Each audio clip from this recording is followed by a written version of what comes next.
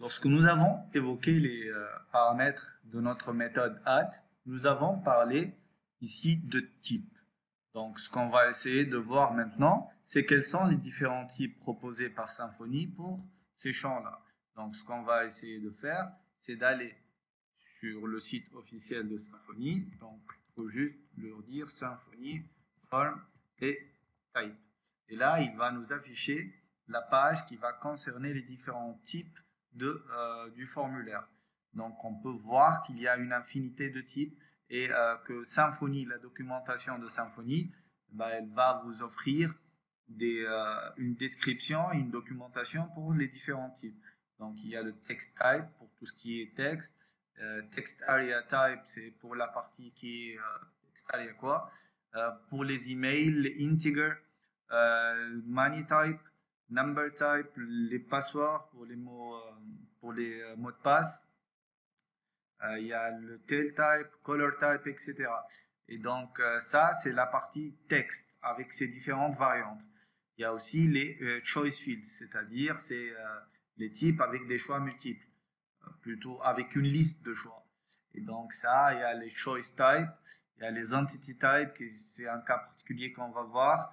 Il y a le country type, en effet, Symfony nous permet d'avoir une liste des pays qui va être prête automatiquement.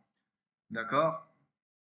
Là, c'est la partie date avec les différents formats de date et ainsi de suite. Donc, on a une infinité de types.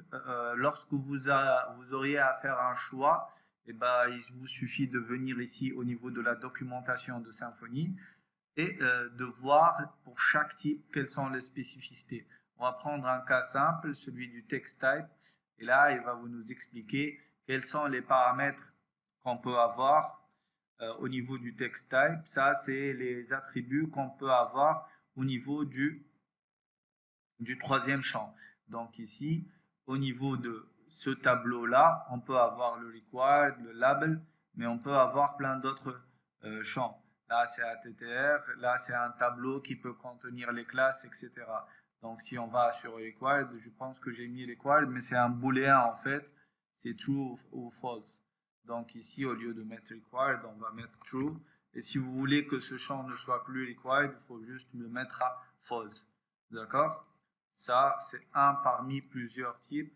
Avec ATTR, vous pouvez voir ici, vous voyez qu'on peut ajouter un tableau avec plusieurs paramètres et que l'un des paramètres les plus utilisés, c'est la classe tout simplement, à partir de laquelle qui va être appliquée sur cet élément là, et ainsi de suite. Donc, vous avez plein de paramètres à voir.